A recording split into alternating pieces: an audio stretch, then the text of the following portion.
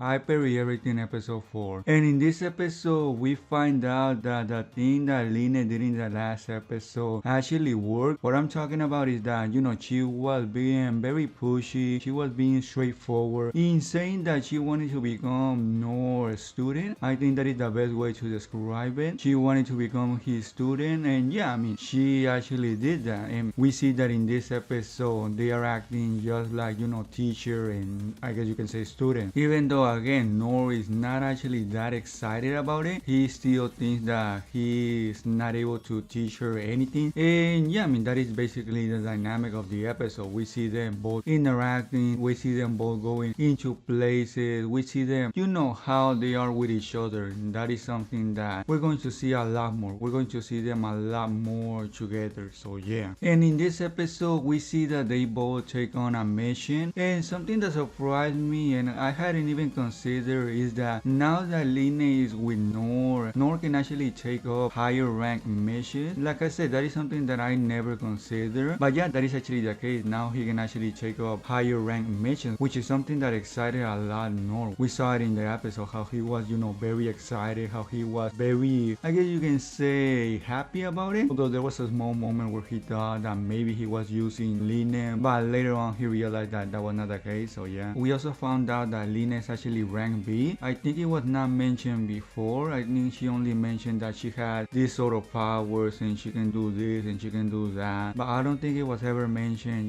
what rank she was. And yeah, she's apparently rank B. Although that is actually very, I guess you can say, curious, very rare, because by the things she showed in the last episode, you would expect her to be a little bit higher, maybe rank A or even S. But yeah, we see them going to a mission. And actually the mission is very funny because it turns out that they were only going to hunt goblins, but as it turns out the goblins were not there. Well, I guess you can say one was there, but it was actually a Goblin Emperor, which is actually really funny because when you stop and think about it, every time Noor had to fight someone, be it monsters or humans, yeah, they were always strong. And this episode was not the exception either. Again, it is really funny because all those times he never realized that, the people he was facing against or monsters he was facing against were actually really strong. And in this episode again, he thought that he was fighting a weak goblin, that he was just a regular goblin, when that was not the case. We saw that he had a mana stone on his forehead. It was also mentioned that he was way bigger than a goblin king. I wonder who did that. I wonder who put the Goblin Emperor there. I wonder if he was the same person that made the Minotaur,